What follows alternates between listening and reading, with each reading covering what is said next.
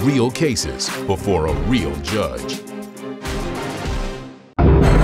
Plaintiff Joanna Whiteley says living next door to the defendant is a nightmare because he's a hoarder who has cars and other junk all over his property. Joanna is suing her neighbor for impound fees. Defendant Robert Roberts is shocked that Joanna thinks he's such a bad neighbor, considering the fact that time and again, he's had to rescue her from her crack and meth-addicted boyfriends. Robert denies responsibility for the impound fees. All right, prove your case. I'd like to paint a picture. My next door neighbor, Bob, is every homeowner's nightmare. You might call him the neighbor from hell. If you've seen the show Hoarders or familiar with it at all, you know they'll just save garbage, okay? Garbage piles up. They save garbage? They can't throw anything away, you know? Like the food after you eat, they save it? Well, Your Honor, I do that. Leftovers. I'm not talking leftovers. I'm talking bags of garbage in the front yard stacking up because there's no garbage service. Okay. That's absolutely not true. There's no garbage service where you all live? Oh, he just doesn't have it. The rest of us have it. Why doesn't he have garbage service? He doesn't pay for it. Save garbage? They can't throw anything away, you know? Like the food after you eat, they save it? Well, Your Honor, I do that. Leftovers. Plaintiff Joanna Whiteley is suing her neighbor, who claims time and again he's had to rescue Joanna from her crack and meth-addicted boyfriends. Neighbor from hell, because he lets garbage pile up outside the house. He's running his tow company out of his house, so I'm living literally next door to a wrecking yard, which includes the junkyard pit bulls that are allowed to run at large to defecate in my yard all the time. I'm constantly picking up dog poop before I mow, and I don't even have a dog. Put up with a lot in the last 7 years that Bob's been my next door neighbor. Notify the city and do they write violence? He's been cited I don't know how many times for like nuisance, this, That's that, untrue. you know.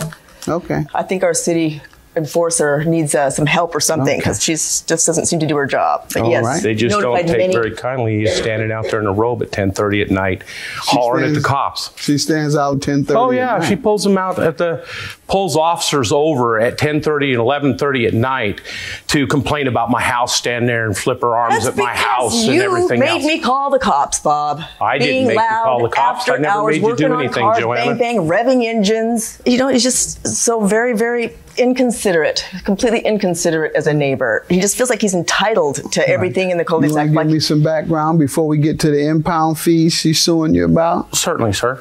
Your Honor, I may be the neighbor from hell, but I didn't seem to be the neighbor from hell when I have to pull her crackhead boyfriends or her meth addict boyfriends off of her, or go rescue her daughters off the highway, or have her impede on my property. She has a property boundary. Having crackhead and meth head boyfriends? She goes through boyfriends about every 6 months. How do you know they smoke crack and use meth? Because I know the people around in the tow industry. I can pretty much, you know, you just kind of tell. I've seen Joanna out there mowing, all the guys with no teeth, watering her yard at 3 and 4 in the morning with rain jackets on. What? Okay, with little flower gardens on and everything else. Okay. Sir, please finish up with your background so that I can get to these impound fees. Okay.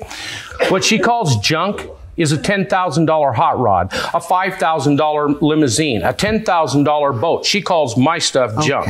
How often are you ticketed? I have never been ticketed. You've never received I have never been ticketed or cited. Let's move on, ma'am. Okay. What impound fees are you suing him for? Okay, on February 3rd, 2010, I sold Bob my car. When he expressed interest into buying my Ford Escort that had been sitting in my driveway for not running for a while, I was in front. Yeah, right. You had junk in front too, huh? It was parked in my carport. Your Honor. Go ahead. And I was glad. I was trying to sell it on Craigslist. I couldn't sell it. So I said I was trying to sell it for $300. He said he had 280. I said, okay, I'll go get the title. Ran in the house, got the title, signed my name off on the title. And I literally said at that point, I said, was this all we have to do? Is there a bill of sale or something? He says, no. He goes, no, this is all we have to do. It's a done deal. I get around it. So you never received a bill of sale? Not at that time.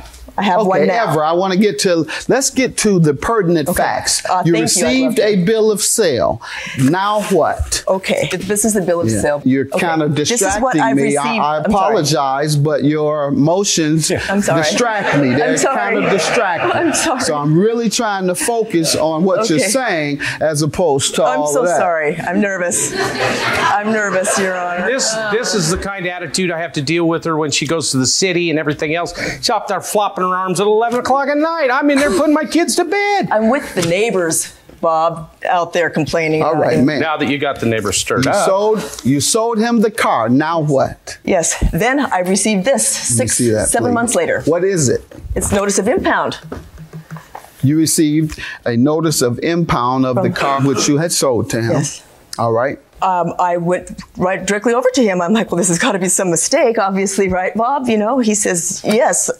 He goes, well, I don't know how it could be in your name. He's told me he took the tags off at that point. I said, obviously you didn't. But anyway, what was the final discussion you all had regarding this? He assured me that he would talk to him and work it all out and make it go away. Okay, and that was your final discussion. The final discussion was when I finally I tried everything and jumped through every hoop I could to make it go away, and it was still just continuing on. Finally went to collections, and I put a note on. Your final discussion with him. Your Honor, she says. Quiet, sir. You see, I got to work my way through this. I told Give me a break. Yes, sir. I told him I'll see him in court, was my final discussion. Okay, good enough. Plaintiff Joanna Whiteley is suing her neighbor, who claims time and again he's had to rescue Joanna from her crack and meth-addicted boyfriends. Now, you give me your side, sir. She explains that she tried to do everything she could to resolve it. I told her that I would go to court with her. In Oregon, there's these cars get sold on auction. Did not say that. And in the auction, as a tow company, I scraped the year tag off every car. So I couldn't understand why the car would come back in her name. I did produce the bill of sale. I called the tow company, let them know that that had been sold to a tow company and to please check the tag. If she would have asked me to come to court with her, I then would have went go to court regarding the impound where she was fees. being sued. At that time, I could have helped defend her by just asking the tow company to prove the tag number that was on the car because I had removed the tag. Well, if there's a fictitious tag on there, there's no way that they could legally sue her. I did what it took for me to make sure that Joanna wouldn't be charged with something like this. That's why I produced a bill of sale to the towing company, letting them know that So why do you think they towed it? Well, I have no idea. There's so many crackheads driving while suspended, no insurance and stuff. They will tow your car but you in were Oregon. The owner. You crackhead? No, sir. Well, she sold it to you. She did. I took the car directly to an auction yard. And did the what? auction yard sold the car. Okay. Ma'am, why do you think he should pay instead of the owner that he sold it to? Because there's no proof of him selling it to anybody. Do you have proof of that? There's a bill of sale right there, sir. Bill of sale. Is that from Joanna to me or is that to my customer, sir? Signature of buyer, always affordable towing. Okay. And if you'll notice on the bottom of that bill of sale, it says that she must notify DMV within 10 days of the sale of that vehicle. And ma'am, did you do that? No, Your Honor. And I claim ignorance on that. I honestly did not know that I had to do that. Believe me, it's a live and learn situation. Didn't you receive a bill of sale? Yes. It is very clear and very large print. You've just told me the reason you did not comply with the law in the sale of this vehicle is because I claim ignorance. There's no ignorance involved in this. These bold print letters are even bigger than the print that indicates the names of the buyer and the seller. There's no way you could have missed this. And for you to tell me you couldn't see that is a flat out lie, and your case is dismissed. Yeah. Have a good day. Your case is dismissed.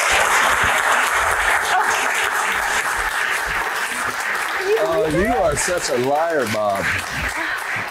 I mean, my God, I did everything I'm supposed to do legally. You gave me a title that says it right on the back of the title. You said you gave me a title. You lied. I didn't lie. You lied. I didn't lie. You did. No, I didn't. You lie. How come you didn't do your part at the bottom of the bill of sale, Bob? You didn't do that. You got my bill of sale, Joanne. You got to go to You got my bill of sale, didn't you? Go to the DMV too. I have no requirement to DMV. When I scraped your tag, you were never to be charged. That's why if you would have taken me to the court where they were suing you, that you totally ignored, that court to take me to this court. You are so full of so full. In the pudding there, dear. Sure Typical is. tow truck driver mentality. Let me tell you. Yeah, go hit the crack pipe some more, sweetheart.